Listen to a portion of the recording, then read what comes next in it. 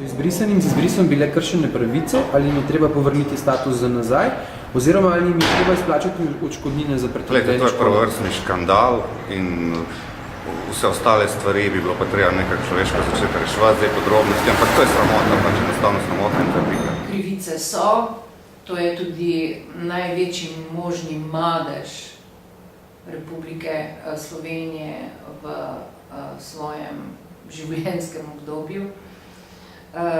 Še večji madež teh zadnjih let vlada ni poskrbela, da bi se to vprašanje saniralo, eksploatirala je to temo zato, da je z njo prišla zlažje na oblast.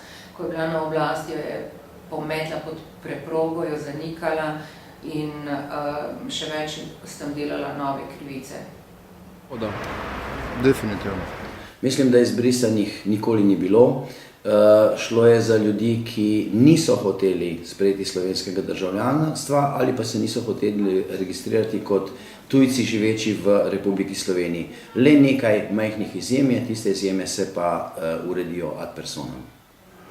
No, predvsem mi trdimo že več let, da je treba vsak primer obravnavati samostojno. Bili so zelo različni primeri, tudi taki, ki državljanstva in vseh zadev, ki so povezane s tem, enostavno niso sprejemali. Bilo je obdobje, ko so nekateri tudi zelo špekulirali s tem, da bo Slovenija resnično samostojna država in zato je potrebno obravnavati vsakega posebej.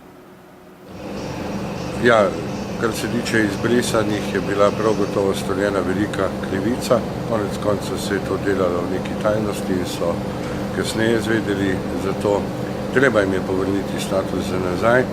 Pri kom seveda je treba najbrž tudi pogledati, kako je s kakšno odškodnino. Ampak tukaj se mi zdi, da to ni tako pomembno vprašanje. Torej, začel bom na koncu odškodnine, odgovor ne. Jaz še zmeraj verjamem, da je slovenska osamosvojitvena zakonodaja bila izjemno dobra zakonodaja. Nenazadnje smo v tistih letih dobili celo pohvalo strani Evropske unije in verjamem, da vsak, ki je to želel, si je status uredil. Torej, nagrajevati nekoga, ki si statusa zaradi pomanjkanja informacije, zaradi špekulacij ali pa zgolj zaradi nevednosti ni uredil, mislim, da ni prav. Izbrisanim je potrebno v skladu z odločbo Ustavnega sodišča vrniti status za nazaj, taka je odločba in tukaj so komentarji posameznih državljanov do politikov in ministrov popolnoma odveč. Po se v tem vprašanju pa bolj težko zjasno. Ne poznam toliko te problematike, narazen to z televizije, minutko, dve.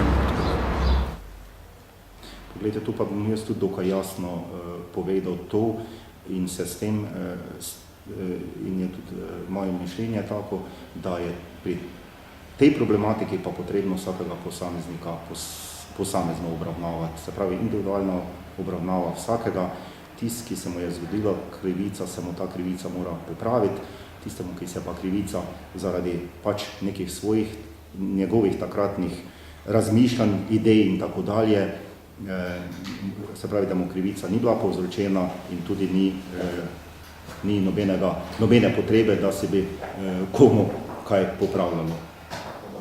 Vsekakor so bile izbrisanim storjene velike krivice in jim je treba povrniti tistim, ki so upravičeni do tega status za nazaj, nesporno. Kar zadeva odškodnino, zagotovo so večina med njimi tudi upravičeni do odškodnine. Zdaj, kakšna bo ta odškodnina? Seveda bo pa odločil naš zakonodajalec v končni fazi, se pravi Državni zbor.